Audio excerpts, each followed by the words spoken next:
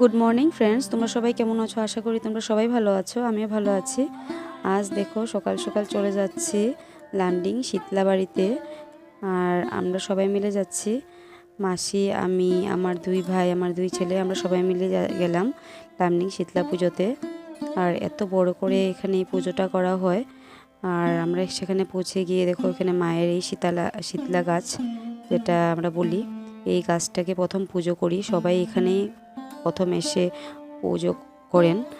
আর এখানে ডাবের জল, তেল, সিঁদুর অনেক কিছু দিয়ে মাকে পুজো অর্চনা করা হয়। খুব ভালো লাগছিল এভাবে যে পুজো করতে পারছি বলে, মনটা খুব আনন্দ লাগছিল। আর উপবাস করে মায়ের পুজোটা করতে পারলাম বলে আমার আজকের দিনটা অনেক ভালোভাবে কাটিয়েছি। আর মন্দিরটা এত সুন্দর, তোমরা যারা যারা এসেছো তোমরা সেটা সবাই জানো।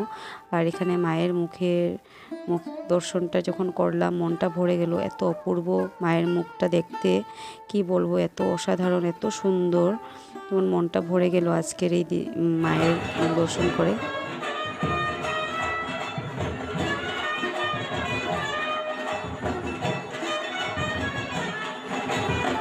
আর এত সুন্দর করে আয়োজন করা হয়েছে, ঢাকের আয়োজন, মানে গান বাজনা অনেক কিছু আয়োজন করা হয়েছে, এত সুন্দর লাগছিল। তারপর মেলা দেখো কি সুন্দর করে, কি সুন্দরভাবে মেলা এসেছে বাচ্চাদের, সব কিছু বাচ্চাদের জন্য।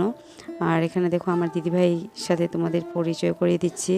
সে হলো আমার বড় মামার বড় মেয়ে। আর তারপর দুপুরবেলা খাওয়ার দাওয়ার খেয়ে আমরা বাড়ির উদ্দেশ্যে রওনা দেবো এবার, কারণ অনেক বেলা হয়ে গেছে। আর আমার বাড়ি অনেক দূর, লান্ডিং থেকে হুজাই, ট্রেনে আমাদের যেতে হয়। আর দেখো এখানে যাওয়ার সময় দেখলাম অনেক মেলার দোকান বসেছে, খুব ভালো লাগছিল। তারপর দেখো এখানে আমরা স্টেশনে পৌঁছে গেলাম সবাই মিলে। আর এত দিনটা এইভাবে কাটবে, অনেক ভালোভাবে কেটেছে। তোমরা সবাই ভালো থেকো, সুস্থ থেকো, এভাবে আমার পাশে থেকো। আর তোমরা সবসময় সুস্থ থাকো, এটাই মায়ের কাছে আমি প্রে করেছি। তোমরা সব সময় ভালো থেকো। বাই।